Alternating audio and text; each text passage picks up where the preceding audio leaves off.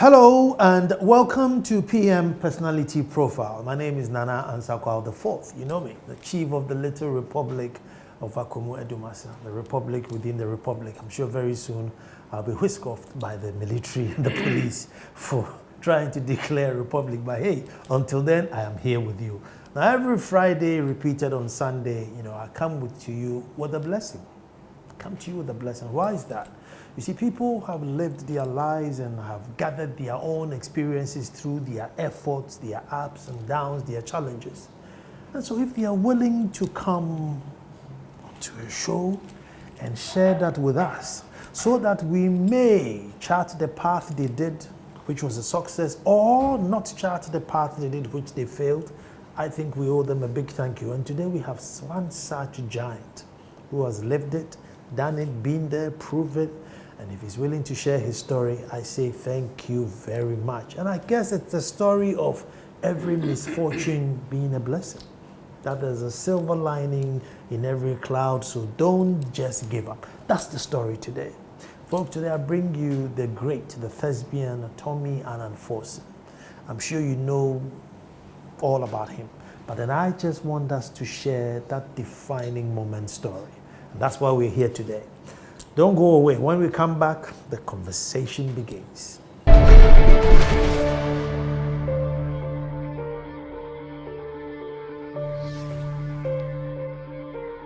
Well, yeah, don't panic. I'm still right here in the studio.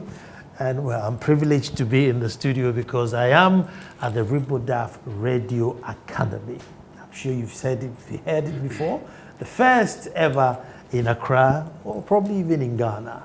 And I'm sure that many of you out there who had the privilege of coming here. This is my first time and I am privileged. The great Tommy Annan Forson. Let me say thank you very much for granting me this interview. I am honored. Thank you. Thank you for having me. But before I even go further, I think I have sets of awkward questions, but TAF and Rabodaf, I was thinking to be a, tough radio, radio academy. Well, actually, I set it up as a foundation, okay. Because there are lots of people who want to go into radio. That's their passion, their dream. And I want people to live their dream as much as possible. So the reason it being a foundation is that we sometimes sponsor, a lot of people, people who don't have the means, the resources of paying for fees and stuff like that. The little money we make is just for maintenance, equipment and stuff like that. So that's the essence of the Radio Broadcast Development Foundation. Oh, so we sponsor a lot of people, which we've done. A lot of them. I see. So we got that now clear. Now let me throw this one in. If I were to come into your music library and I said, look, you got to save about 3 albums because the rest are going, or 3 artists because the rest were going, and that's going to be difficult. Which one are you going to save? That's a $1 million question. I think you put me on the brink of confusion, so maybe I have to think about that before. And come back. Okay, we'll come back to it. But you see, I don't even know if it's the right question, but I think it is. We associate light-skinned people to success. And so we assume that, Tommy Annan Forson, light-skinned, rich dad, over-pampering mom, spoiled child, good voice in radio. I mean, how right or how wrong would we be? Unfortunately, I think that's a misconception. There are other perceptions about light-skinned people, people who are very troublesome, people who are tough, people who are adventurous, but the issue of success, probably I might want to disagree a little bit because I think it's all the mindset, depending on what you want to do, which area you want to touch on. So I think failure or success is determined by which path you take and whether you think that is the right path or not. It could be accidental, it could be intentional, but then again, it depends on your IQ, your thought processes, and how you work at it. And then maybe you look at success and maybe look at failure. So perhaps the light-skinned those days, people say that, hey, light skin for the one, we hit and run, but that's not the issue. I mean, anybody at all can do that, but I think success is the mindset. The mindset. So what was your upbringing like growing up? Oh, I was a very troublesome little boy. When I say troublesome, I'll give you a little example. Sure. When my one of my eldest brothers did something to me, and I wanted to retaliate, and so I broke a bottle and put it in a swimming pool, and then he jumped into the pool without knowing, and then landed on the bottle. And when he did, I started dancing and saying, that's the kind of person that I was. But apart from that, I've always been an introvert, a very quiet person. Apart from when I was working in school, I was much to myself. I have a couple of friends here and there, but I preferred to, at a very early age, think about life. And so, yes, I mean, every child has some adrenaline, you want to venture into this or that, but I think that's a normal growing up process. But by and large, I've always been a very quiet person. My dad was very strict, extremely strict, very disciplined, because he was a captain in the British Army when he retired to become an accountant. He opened up his own firm, auditing and accounting. So he was very, very time conscious, very disciplined. I would not say he was harsh, but I guess as an army officer, these are things that you want to inculcate into your children so that when they grow up, in as much as you might not understand why my dad was being tough, or being disciplined, it is where you get to a certain level, a certain age, then you realize, wow, you learned a lot, in terms of discipline, being time conscious. And so that was passed on to all of us. And so growing up, I had, my mom was British. She died in 1993. That was her first time. In 1993. Don't mind me. Yeah, but she loved us to bits. She was very, very protective of us. And even if we got into trouble, she'll always find a way of defending us without maybe the old man getting to know. But if you did, you'll get your share of punishment. But that's the way we grew up. A very close-knit family. 3 boys and a girl. Unfortunately, the eldest one, he also passed on in 1989. The second eldest is Gerald Annan Forson. He's a photographer. Then my sister, she's in London, and then I'm baby last. But I was not pampered to a very high level, but to a certain degree, yes, I was pampered because I was the old man's favorite. Okay.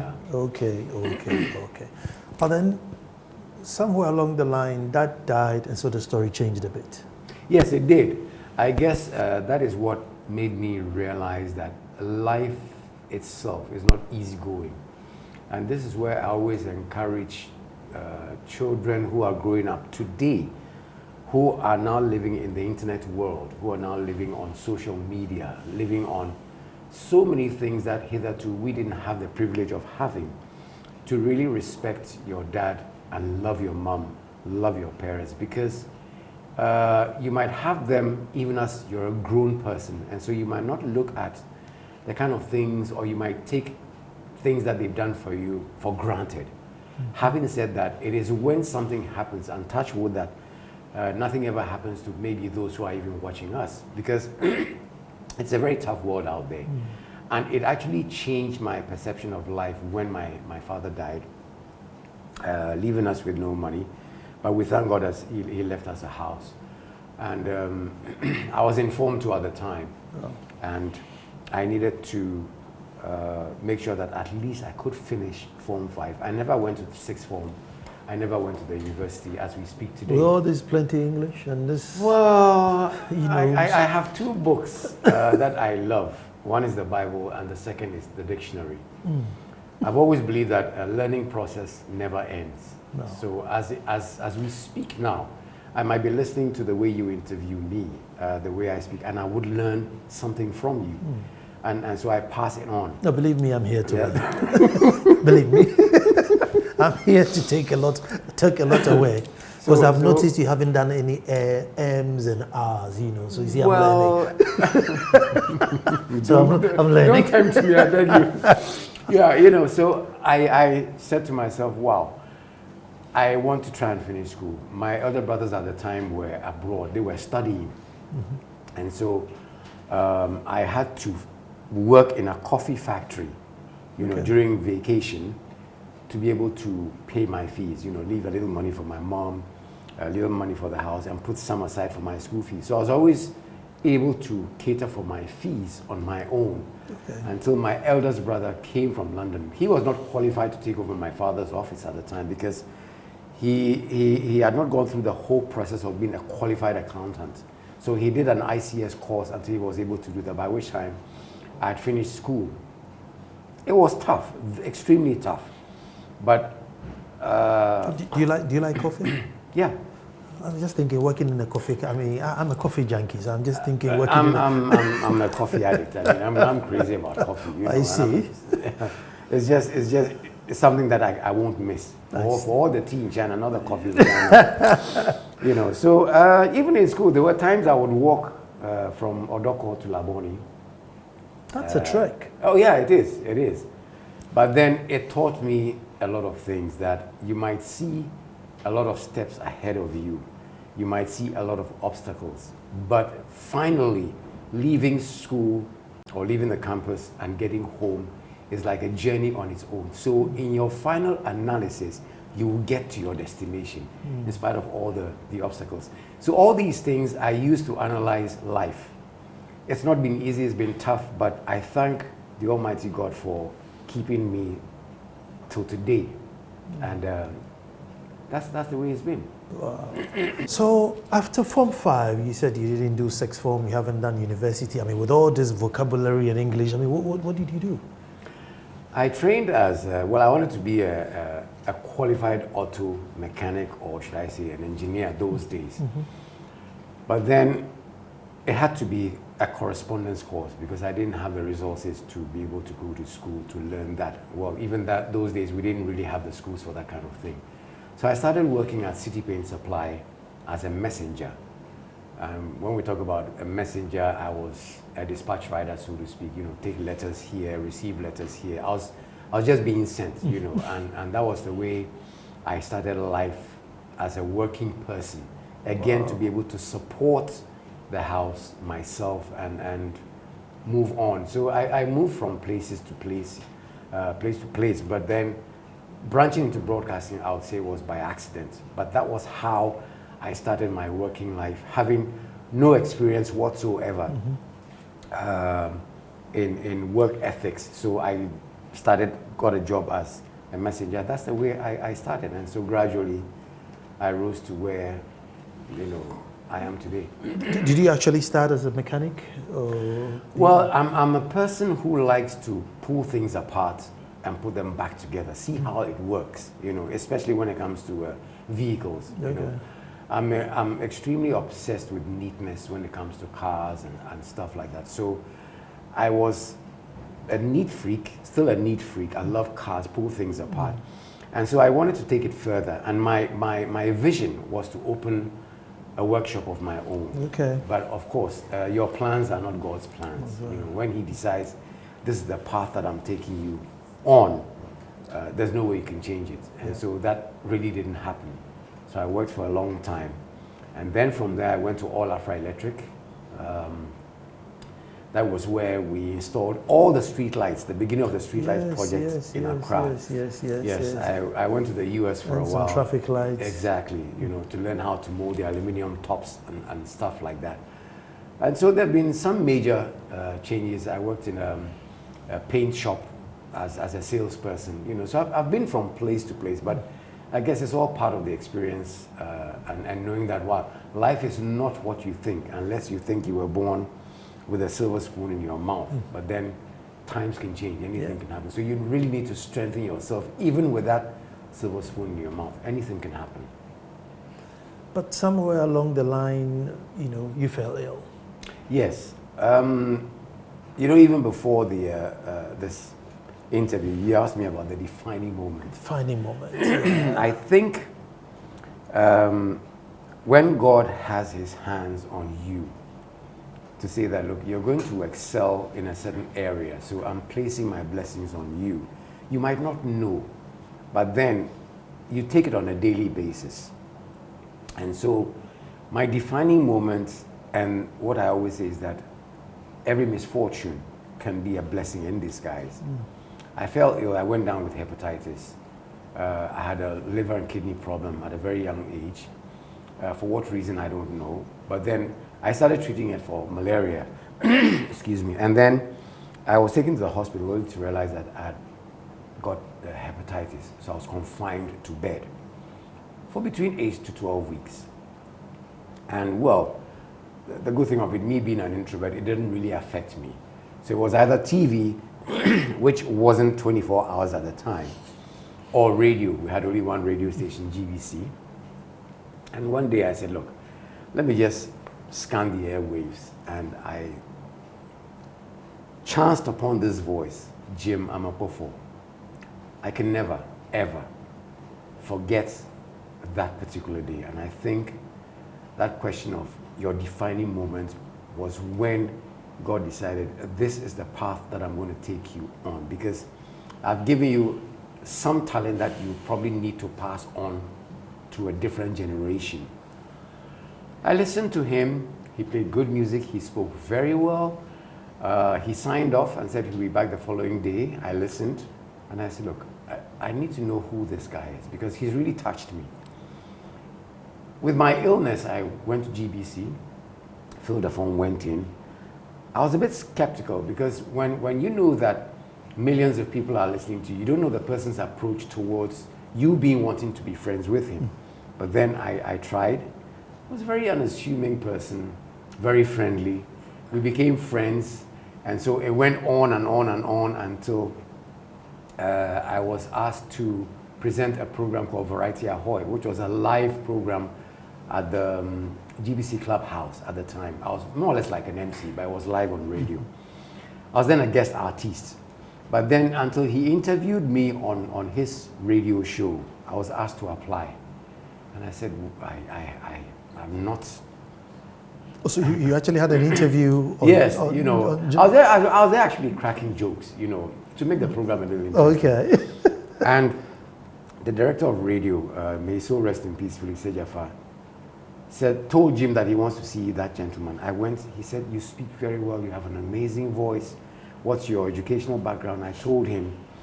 He said, well, only 4 subjects. I said, yes, I failed one with success. I bombed it with success. It was a successful failure.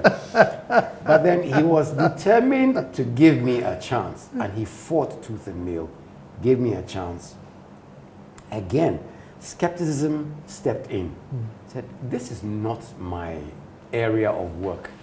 But after DJing in a nightclub for a while, I started to gain the interest until I was put on probation on GBC. And I said, well, you're not old enough to think that this is your path that has been chosen by the God Almighty, but I'll take it as it is.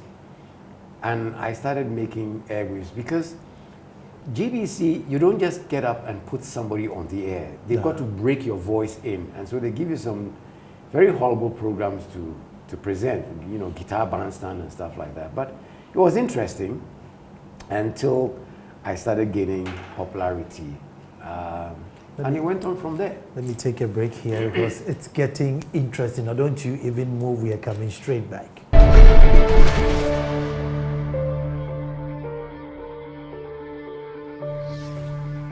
Then it's very big, because even today, little radio station, it can be very nerve-wracking. It can. But this is where the whole nation had no choice but to listen to you. I mean, what was your? I mean, so your first one was the MCing. Yeah, the MCing. Of course, you have a crowd. Crowd, so that you're able to, yeah. But to sit behind the microphone and tell yourself, oh God, this is it. This is it. And the countdown. 3, 2, 1. You're there. You're airborne.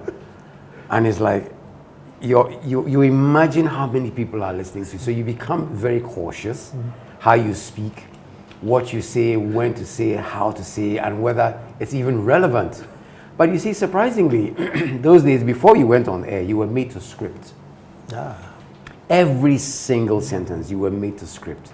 From hello, I am Tommy Annan Forson to goodbye. Everything was scripted. Now, you would rehearse that program for about a week or two. It will be approved by the director of radio before you actually went on the air. And so when you start gaining that confidence, then they start saying, okay, now try this program off the cuff. They will record you, okay, listen to it. And then as time goes on, they'll tell you, okay, you're ready for off the cuff presentation. That's how it went, you know. But I said to myself, look, I'm being schooled to do something that I wasn't really prepared for, but I am going to do it, and I'm going to prove everybody wrong. And to know that so many people are listening to you, it's like the moment you turn on the microphone, you suffer from popoblibli. You know, you start shaking here and there. But then I said to myself, look, blank yourself. Until later on, we're taught that if you love someone so much, that's radio. Place that person imaginarily in front of you and present whatever you're presenting to that person without thinking of those who are listening to you. And that cuts off a lot of the fear. That's what I did at the time. And it helped me until... I told you I was going to learn something. See? I told you you're going to school. I'm at the Riboda. You know, and it's called the prep system. You know, so imagine the person, what you would say to that person in your intimate moments will be the room. But then the room is the studio. So that's the R. And then the E is the emotions, what you express. Whether you're doing primetime radio, whether you're in a late night program or a lunch program, your emotions are put into your program. And so it's like having a movie script, you put yourself into character. And when you put yourself into character, you share that beauty with people. So you have the PREP, which is prep. So you have the person in front of you, the room, which is the studio, your emotions, and you share it with people. That's how I overcame fear. Wow, wow. But you made waves quite quickly. I don't know whether it's because, you know, after doing things off the cuff, there were certain things you were not allowed to do on the air. There were certain things that you were not allowed to say on the air. I mean, who are you to crack jokes? Who are you to laugh? You know, so I can proudly say that I was the first person to laugh hysterically on a radio station, and I said to myself, damn the consequences. This is me. You know, I find it funny, I'll laugh about it. Exactly, you know, I'll laugh myself. But then you don't know whether people are laughing out there until you get a response.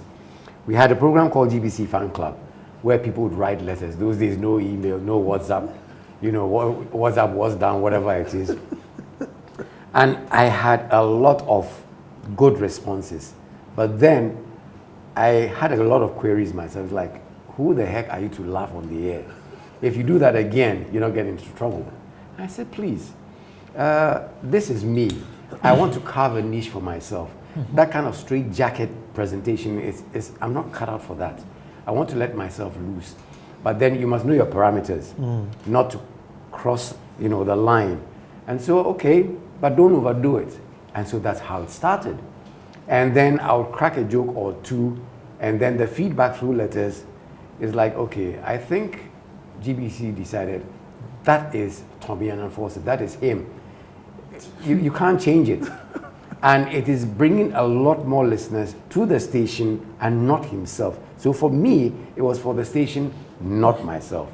And that was how laughter began, which is happening. You know, people just mention your name and they begin to laugh. I don't know whether it's the name that is funny or the thought process is funny. But yes, even though it was very strict, I had room, you know, to maneuver my own presentation. You brought swag to it, you know, TA for sure, Tommy Annan Forson for long. I mean, or even vice versa. Yeah, you know, I'm a very creative person. You know, I sit down and I say to myself, I don't want to be like the others. I want to be different. So if laughter is one of them, I crack a joke, of course, with no offense to anybody, no political jokes, no ethnicity, no tribalism, you know, just jokes, you know. Try to blend it with good music. I would have my own kind of language, which was pidgin, you know. But then they accepted that, look, this is the man. Let's leave him to do what he knows how to do best. And so that was it. So swag, yes, I might have brought to radio, but I stood out differently because I didn't want to be like, hello, welcome to another exciting edition of, oh, thank you, and bye-bye, you know. It's like, this was why I started, I love you all, especially you. I'm out. My catchphrases were different because I would sit down, watch TV, and I would drift off. And something would come into mind. And surprisingly, I had a notebook. And anything that came to mind, I just put it down. And then go back to watching TV. Then just put it down. So I'll put all these things together. And then I'll say, okay, now let's do this. And it worked. I hope you're learning. Be different, be you. Just don't cross the line. I always say that, you know, in as much as you're interviewing me, somebody else would come and say, look, I think I want to be like you. Or I want to be like Tommy Annan Forson. Nobody, that's my assertion, nobody can be like you because you are you. You can take traces of you and add polish to it and carve a niche. You can take traces from me because that's what Komna Dumont did. But for me, it's like be a first-rate version of yourself and not a second-rate version of somebody else. Because you are you. That's the way you were born. Yeah. You know. And until you go, nobody can take that talent from you. Have you thought of the music you want to save, or should we go and come back? Let's come back. Well, let me go straight to that. If there was genres of music I would want to save, it's my country collection. Okay. I think I have about 5 or maybe 6,000, I don't know whether to call them tracks or albums or what have you. That was one of also my defining moments in radio because music was either high life, hip life was not that new. Should I say it was rather new on Joy FM.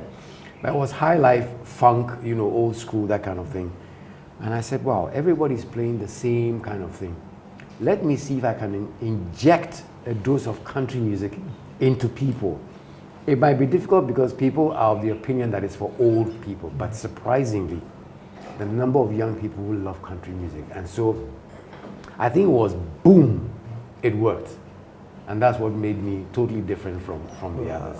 Wow. So my country collection, I would save. Definitely. You can come for my TV, you can even come for my car, whatever it is, but my country collection, it stays put. Good. Good. So Maestro, as I, feel comfortable in calling you Maestro because whether you accept it or not, you are. Okay, I will not accept it. A thespian then. Let me say a thespian. A thespian. You've been there from GBC scripting to today, the proliferation of radio stations all over. Which parts are we going right and which ones do you think, oh my goodness, is this still radio?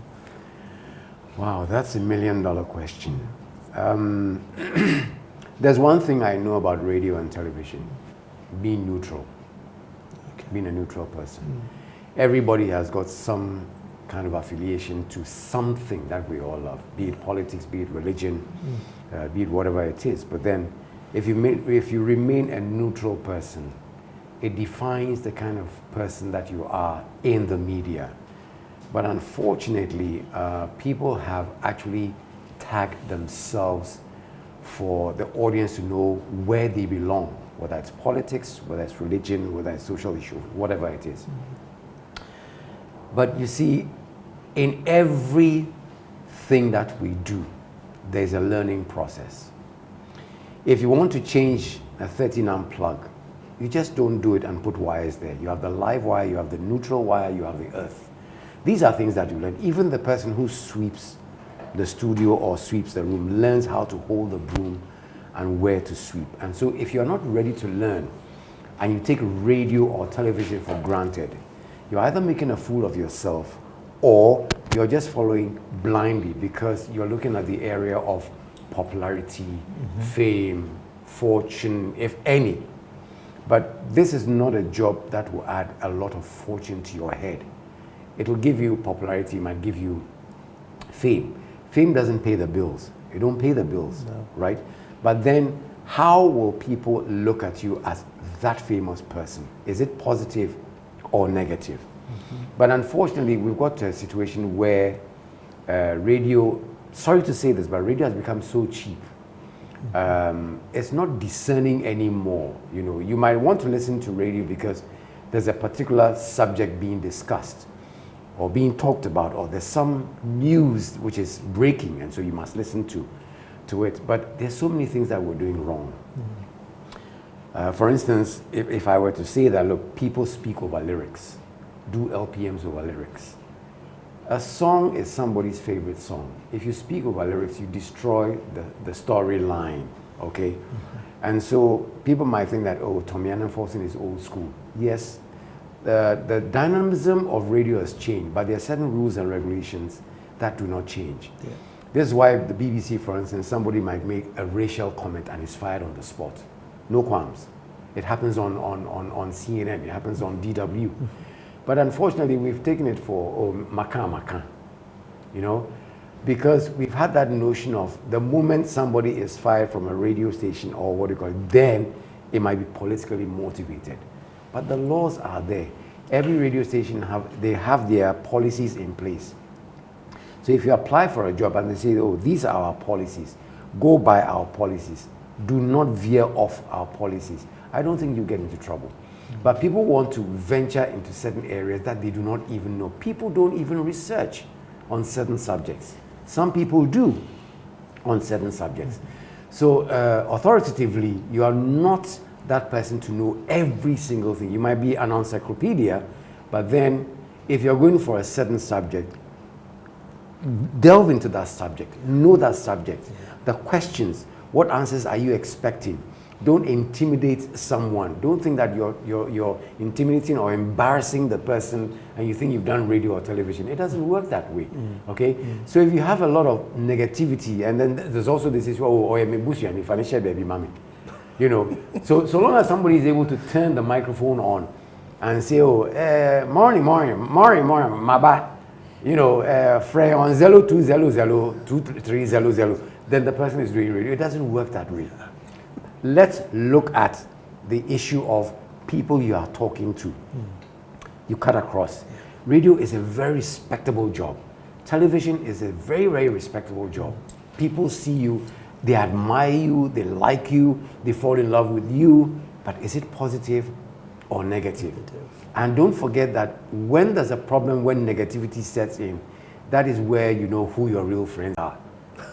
You understand me? When it's positive, you have a lot of people wanting to flow towards you, getting to know you and liking you for what you are as a person. But then, don't let that thing get into your head, the fame and fortune. Yeah. And for me, my number one watchword has always been humility and discipline. I'm coming straight back. Don't go away at all. My next question is, you know, I mean, this man's got like 25 awards. Again, just like I'm going to ransack his music generals and bed. Which of these awards is he going to say, look, you know what, Nana, just save me these 3 or these 2, the rest, even though my heart is broken, these 3, don't touch it. We're coming straight back.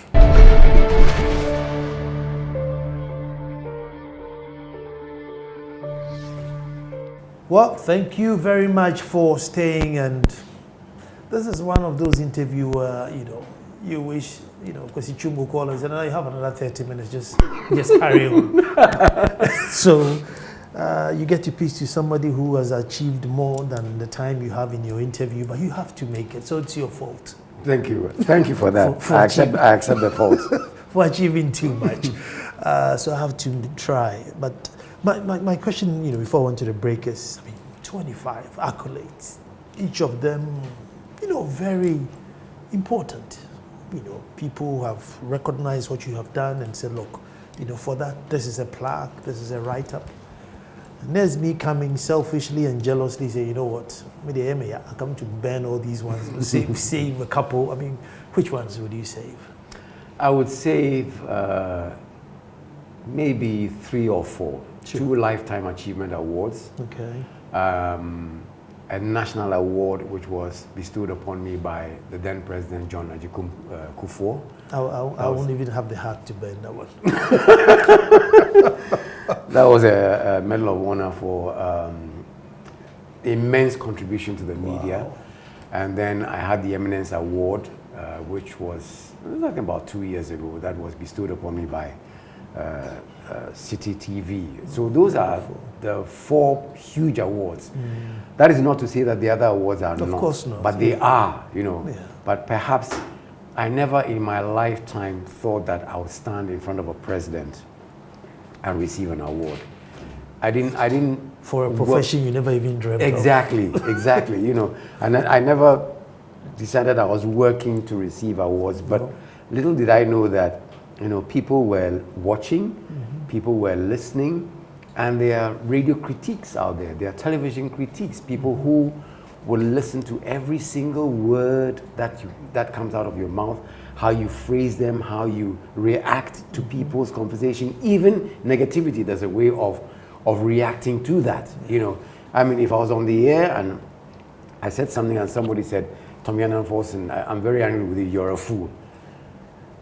Your immediate reaction is to rebuff what he says. But I'll say, oh, thank you very much for recognizing me. That in itself tells you something, you know, but the moment you do that, you've defeated the person to a very large extent. Yeah. And so your heart becomes bigger, his or her heart becomes bigger. And so, yes, it's been for me an amazing journey. Yeah. But those awards, I will cherish them for the rest of my life. I didn't work to get awards. I just wanted to please people. Get into people's homes, offices, their hearts, make them want to wait to listen to me. And for me, that was my, you know, big achievement. I think for humanity, I dare say that's what humanity should be, isn't it? To be positively relevant. Exactly.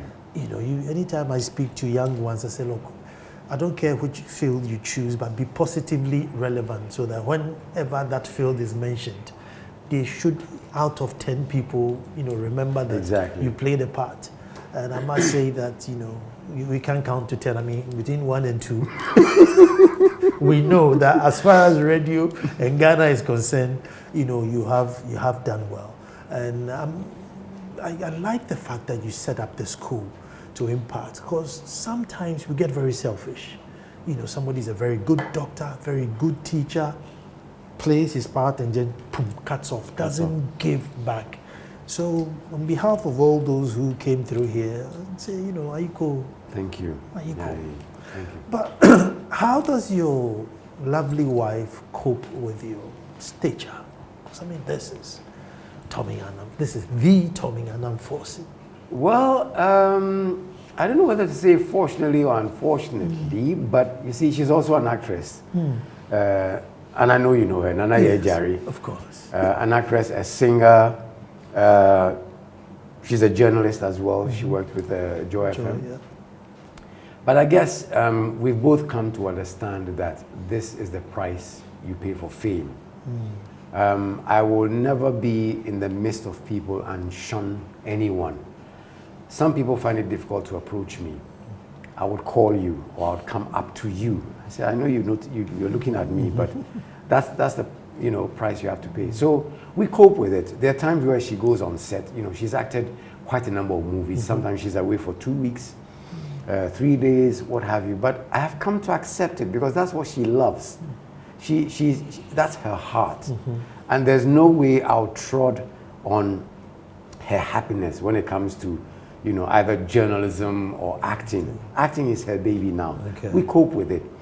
When we get into society, it's like, oh, I'm in society. This is me, you know, and so we flow. Yeah. So we don't have any problem whatsoever when it comes to popularity. Okay. And how about your two men? I know there's one in the UK and there's one in America. And we'll flash the pictures on the screen and you understand why I'm talking about men.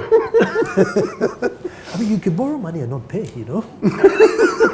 They knock on the door, you say, oh, go and answer the door. Yeah. And they probably say, yeah, he's going to cry. No. It's kind of crazy. How are you flowing with the boys?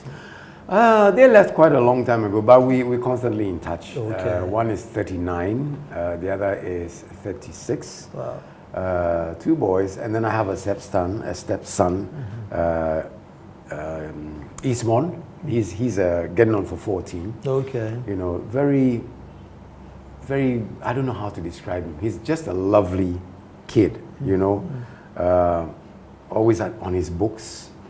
We watch television for a short while. No breaking bottles and living in the pool? No. Oh, aren't you lucky? Nothing like that. I think I've been blessed, you know. I've been blessed, you know. And so that's my family life. But for a very long time, I've been an introvert, you know. I guess when it gets to a certain point in time, you automatically have to slow down, you know, not because of anything, but I think it's a life process. I'll be 64 this year, you know. I've seen it all, heard it all, done it all, you know. How do you keep fit, or how have you kept the weight off? I mean, your belly is not hanging, you know.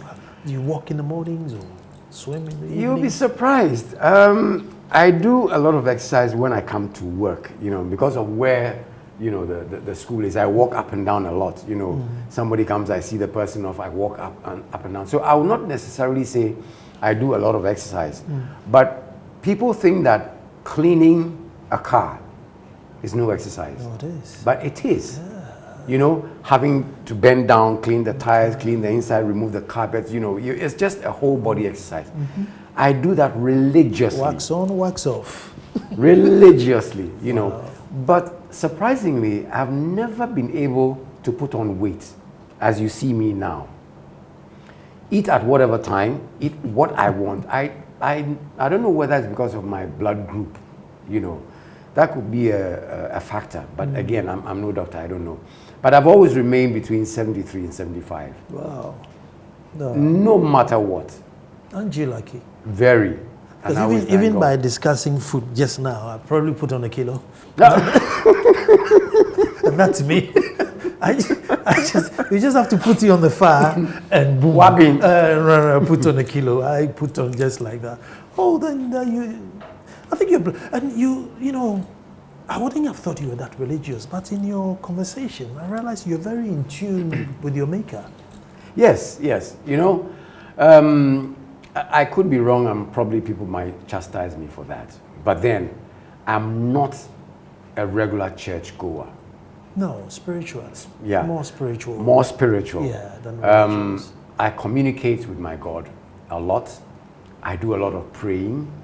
And I believe sincerely that if He's going to answer your prayers, He will answer them in His own good time. Yeah. You understand me? So, yes, go to church, do whatever you have to do, get communion and what have you. But what hurts me is that, and I'm going to be very blunt here, is the hypocrisy, you know, of people going to church and, you know, praising God and all that. And then somebody comes and says, this person, I will never, ever, ever forgive you. I find out that shouldn't be the case. But once you're spiritually inclined to the man who brought you to this earth, you communicate with him, you meditate. There are times I just put off the TV, put off music, and then I talk to him. Yeah. You know, I would not say, oh, kneel down and pray, you know, put your hands up, scream, you know. It's a spirit. Yeah. It's within you. So you communicate with God. And I smile. There's nobody on the face of this earth who doesn't have problems. Everybody does. It could be family, it could be financial, it could be anything.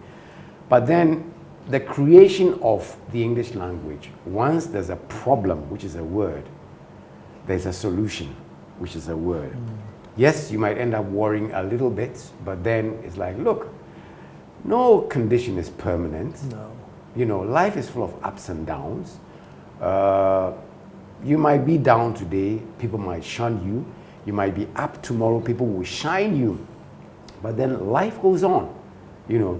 But once you have the ability to wake up in the morning, for me, as Tommy Annan Forson, it's a second chance at life. Because I think as we sit here, somebody might have just passed on. Yep. He or she might not be lucky. But we are lucky to get up every morning. So what stops you from just saying, thank you, God, for waking me up, for seeing another day? whatever comes my way today, it's in your hands, good or bad, because the Bible says, in all things, give thanks to God. That's the way I move. And the congregation will say amen, amen. To that. Amen. And the congregation will say amen. So I think, what's the next phase for Tommy Annan Forson? Wow. That's a good question. And anytime I'm asked that question, I simply say, I leave it in the hands of God. Because you might want to do something today. God says no. You might see that as, why aren't my plans going well? It's not your plans, you know. God gave you the mind to do something. Yes, it's good to fantasize at times. I mean, I'm sure the times you fantasize, you wish you had some $19 million in your account, and, you know.